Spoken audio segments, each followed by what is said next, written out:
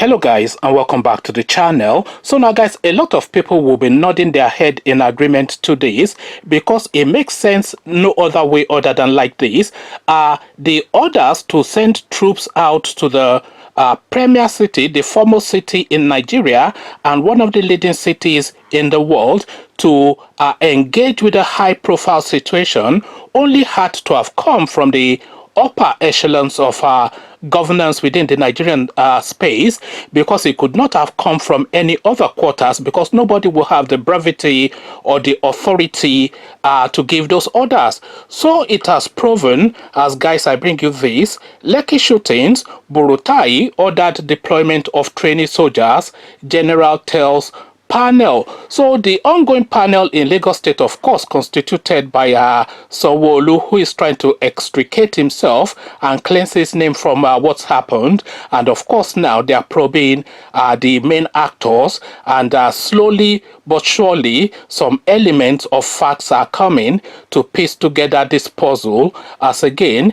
Lekki shootings, Buratai ordered deployment of trainee soldiers, general tells panel. So now let's now see what's happening here. The commander of the 81st Military Intelligence Brigade, Victoria Island, Lagos, Brigadier General Ahmed Taiwo, said on Saturday that the Chief of Army Staff, Lieutenant General Tuka Buratai, ordered the deployment of soldiers undergoing training at military schools for the Lekki exercise due to shortage of troops. This was part of the revelations at the ongoing Lagos State Judicial Panel of Inquiry probing the alleged shooting of unarmed #EndSARS protesters by soldiers on the night of October the 20th at Lekki Toll Gate. The soldiers were deployed to enforce the curfew imposed on the state by the governor, Mr. Babajide Sanwo-Olu. When he appeared to testify before the panel, Taiwo said because the 81st Division was short of troops, the Chief of Army Staff gave an extraordinary order that all army schools be shut down and everybody be brought to the operation.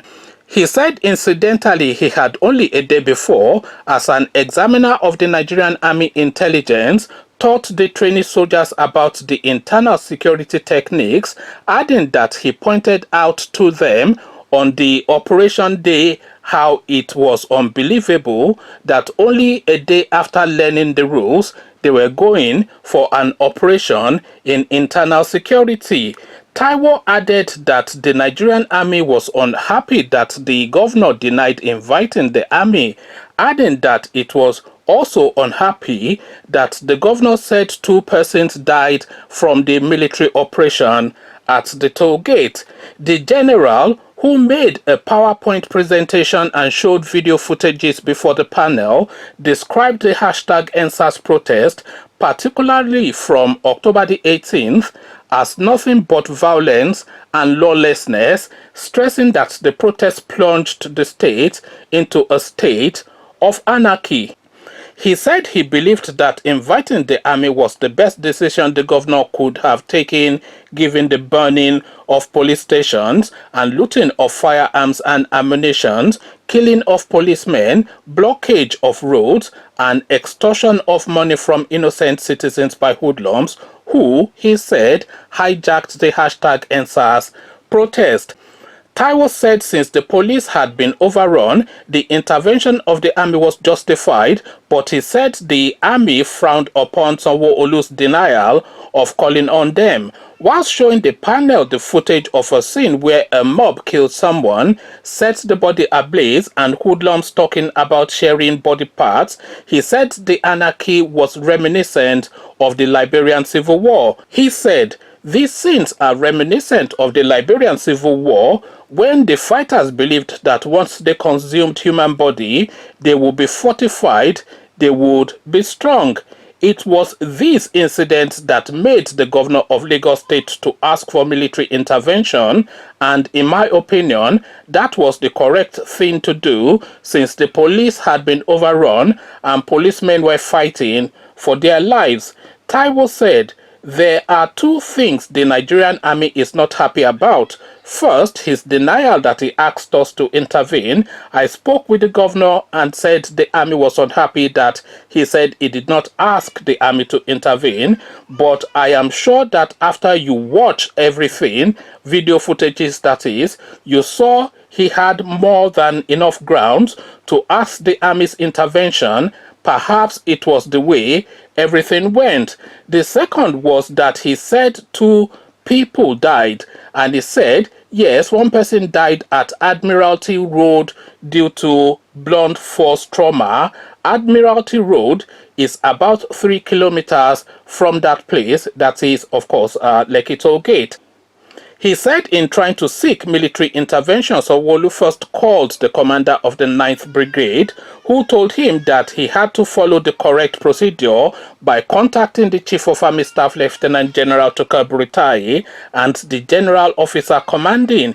He said Sanwo-Olu subsequently called Buratai, the GOC, and the Chief of Staff to the President. He said he called the Chief of Army Staff, following which 81st Division Nigerian Army was ordered into Phase 4 of internal security operation. The call was in the afternoon before 4 p.m. The general said the army was told that the 24-hour curfew declared by Sanwo-Olu would start from 4 p.m. and that the military was not informed after the commencement time was shifted to 9 p.m. He said due to the urgency of the situation, it was no wonder that the governor declared a 24-hour curfew, which was supposed to start at 4 p.m. Analyzing that further, it shows that the situation was dire and they wanted everyone off the streets. If you like sleep in your office or at home, just stay off the streets and let us deal. After some observation, this timing was shifted till 9 p.m. However, this timing was not communicated to the Nigerian army. But be that as it may, the Nigerian army deployed immediately to forestall further violence and loss of lives. The deployment, contrary to what is out there, was done throughout Lagos upon receipt of instruction to activate Phase 4 of internal security. The deployment was all over Lagos State, not only Lekki toll gate, and the rules of engagement for internal security were strictly followed. Taiwo insisted that troops neither shot at nor killed any of the #EndSARS protesters at Lekki toll gate, saying only expended bullets were used. He said this was despite that hoodlums came to challenge the soldiers and started pelting them with stones and bottles. Blank expended ammunition contains only gunpowder, which was just noise and flash, he said. He explained that if live bullets were used, many of the protesters would be dead, as one live bullet shot at close range could kill at least 3 people. He stated, if it hits you in the head, it deposits in the brain on the ground and go out. The entire hole is thin whilst the exit is wide. If it hits you in the chest or bowels, the intestines will come out. I am an expert in ammunition. Haven't stayed so long in the army. Blank ammunition is slower and can do no damage to the flesh, and you have nothing to fear except you take a rifle, put it in your eyes, and fire. Even if you put it against your skin and fire, you will only have burn marks to show for it. The general showed a footage of soldiers serving water and drinks to protesters, which he said was at the Lekki toll gate after a substantial number of protesters had dispersed. Taiwo said that having been in the military since the 80s, he could tell from experience that once a protest lasts beyond 3 days, it will be hijacked by hoodlums. He said it was not the aim of the genuine #protesters to foment any kind of violence. This I wholeheartedly believe. However, many of us have lived through the 70s, 80s, and 90s, and what I can tell you is that once a peaceful protest goes beyond 3 days, there are hoodlums waiting in the wings to hijack it and cause mayhem. This was no different. Things took a turn for the worse on October the 20th when hoodlums began burning police stations, looting and stealing firearms and ammunition from police stations, and as if that was not enough, they were killing policemen in the most gruesome manner. Taiwo said the hashtag #EndSARS protest gave way to anarchy, during which hoodlums began to attack and loot banks and businesses in the state. He said the Nigerian army evacuated about 2 billion from banks in Lagos State to shield the money from criminals, adding that he was most hurt to see even women leading their children to break into private business places to loot. He added that the palace of the Oba of Lagos was attacked in a way that the Queen of England would never be attacked under any situation. We were able to help banks evacuate about 2 billion after 2 days, he added. The general lamented alleged misinformation against the Nigerian army on the internet in relation to its role at the Lekki toll gate incident. According to him, some of the people peddling false information against the army were doing it for pecuniary gains. He accused a popular disco jockey, DJ Switch, who said she counted not less than 15 dead bodies at the toll gate, of being one of such persons. Taiwo said some people take delight in misrepresenting Nigerian and particularly the Nigerian army to the international community and our fellow Nigerians. This, I believe, is done for pecuniary gains. Quite recently, a Nigerian, Catherine Ume, also known as DJ Switch, claimed the Nigerian army was looking for her.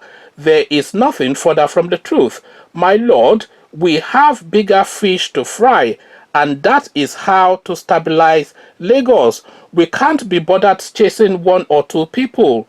Where she got that from, I do not know. He said, we have those who constantly seek to drive a wedge between us and the citizens, forgetting that the result of a hated armed forces and hated security agencies is anarchy. We have seen it happen in Nigeria before. The Boko Haram crisis started as a quarrel by Boko Haram against the Federal Road Safety Corps over the use of helmets. Some citizens were supporting Boko Haram. It graduated to attacks on the police, then it went on to attacks on the armed forces and the army, and they were happy. Yes, we were attacking the police, we were attacking the army. Where do we find ourselves now? The same Boko Haram is attacking and killing innocent civilians.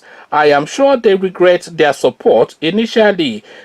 Taiwo also told the judicial panel that the military rescued the Oba of Lagos, Riwan Akiolu, when the hoodlums invaded his palace. He said both the Oba and his families were ferried to safety by the Nigerian army. Taiwo said as he played a video recording of the monarch and his family being rescued and taken into the business district, areas were looted and offices were ransacked and destroyed. The hoodlums attempted to invade the government house, but it was repelled. So here is now a question and answer session. A lawyer now cross-examining the army guy. Shortly after, the commander of the 81st Military Intelligence Brigade, Victoria Island Lagos, Brigadier General Ahmed Taiwo, testified before the Lagos Judicial Panel of Inquiry. He was cross-examined by the counsel to the Lagos State Government, Mr. Abiodun Owonikoko. So here are excerpts of the cross-examination. So here is Owonikoko now putting the question. Owonikoko, who made that call?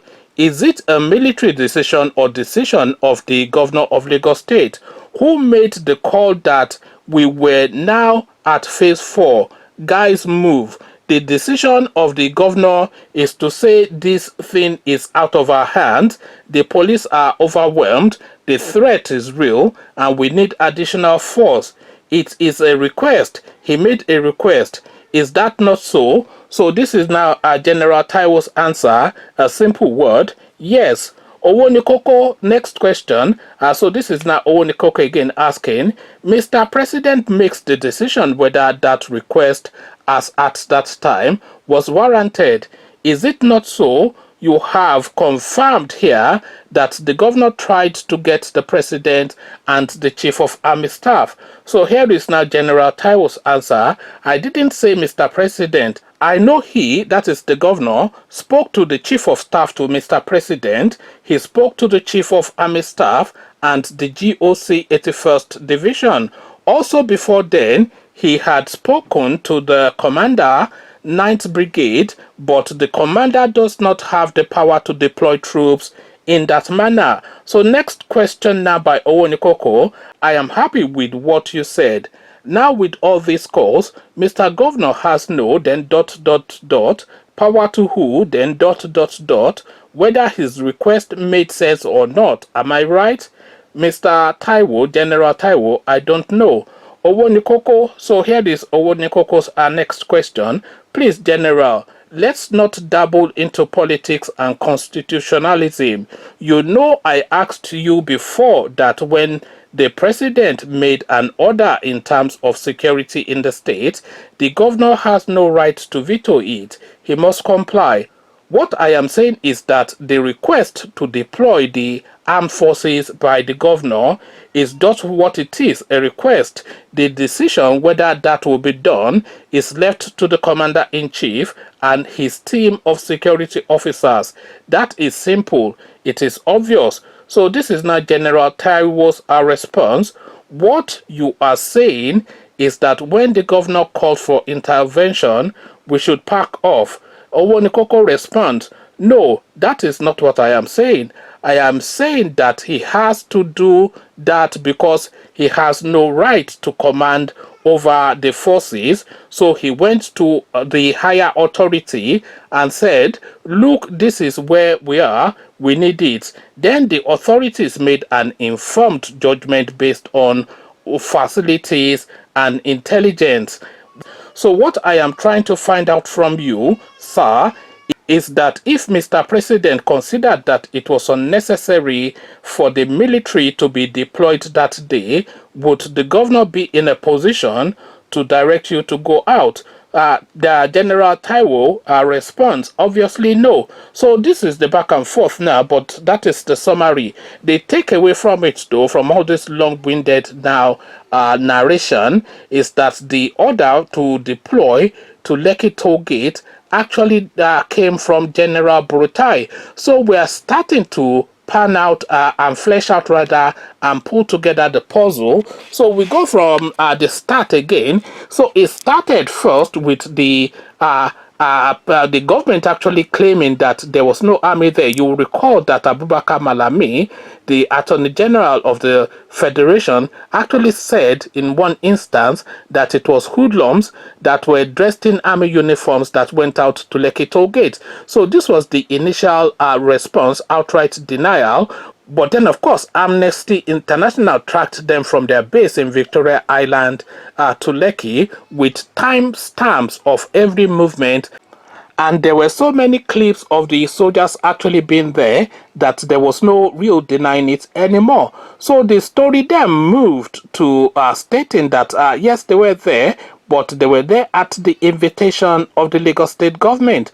The Lagos State governor then countered that to say that he did not invite them, and they're still locked in that side argument that was the invitation made by the Lagos State governor or not. So that is one element. So the second stanza of it is to say that no shots were fired, and then of course clips were shown of shots being fired, and then that story evolved to shots being fired, but it was blank bullet. It was this same General Taiwo that made this admission at the panel. So this is now where we have evolved the story to. So the lawyer person is now asking him that, well, the Lagos State governor, if you are insisting that he made that call, he did not have the authority to deploy the soldiers. So the authority to deploy the soldier has to come from an authority higher than the Lagos State governor, an authority that has command and control over the army. So that authority, of course, he has already stated,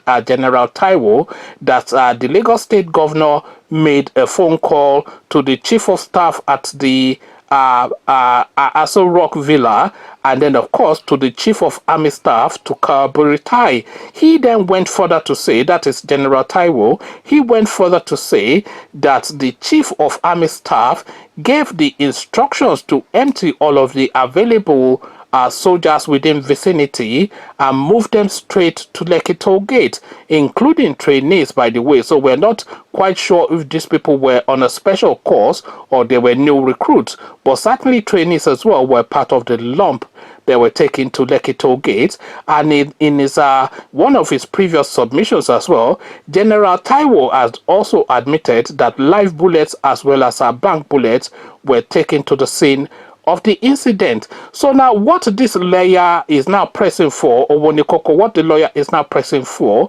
is where does that command actually come from? So we have gone now as far as General Buratai, who is the chief of army staff, who gave the explicit extraordinary instruction, I think General Taiwo described it as, who gave the explicit instructions to deploy troops to Lekki toll gate. So now we are now at Burutai's door, so we are getting closer to a destination. But does Burutai have the political sagacity and indeed the authority to make that bigger call? Because you will recall, of course, that the whole of the world's camera were focused on the hashtag protest, and the Lekki toll gate was the heartland of it. So there were cameras everywhere, there were international presence, and everybody was there. So does the chief of army staff have the brevity and the authority to make that call to deploy our troops to Lekki toll gate as the final bus stop of that decision? This is not a position that sits with the lawyer Owonikoko, and certainly not a position that sits with me, because of course we have to be mindful that part of the phone calls that General Taiwo told us that Sanwo-Olu made was to the chief of staff, that is Ibrahim Gambari, the chief of staff to the president. You will also recall that Buhari had always made it a position that anybody that wants to get to him, that wants his attention, has to go via the chief of our staff. This was the policy under Abba Kyari, and this remains the policy under Ibrahim Gambari. So if he's informed Ibrahim Gambari, then obviously he has made the president aware. So if the president is aware that this request is being made for troops to be deployed to Lekki toll gate, then it is not what the uniform that is wearing for to call Buratai to make that unilateral decision without passing it via the president. It is it's impossible to believe, and I don't think anybody with a grain of IQ in his head will believe that this guy will make that decision, especially with the president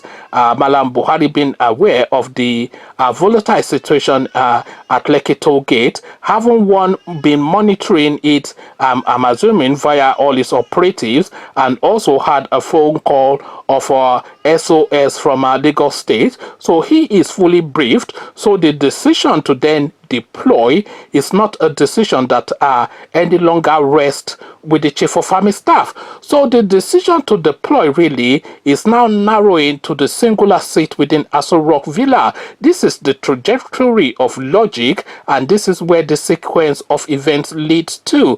So the decision to deploy to Aso Rock Villa, one General Taiwo has now parked it at the doorstep of the chief of army staff to call Buratai, but that is not the final destination of that decision. The final destination of that decision goes a step beyond the chief of army staff. Conversations in the comment section are slowly but surely we're starting to unpeel and unravel what went on that fateful day, the 20th of October 2020 at Lekki toll gate. Who gave the kill order effectively is now what we are narrowing down, because it's effectively whoever deployed those soldiers effectively gave a kill order. This is effectively what's happened. So whose door, whose desk does that thing park is really what we're trying to establish now. Come share thoughts. But before you come share those thoughts, click on the red subscribe button so it turns gray.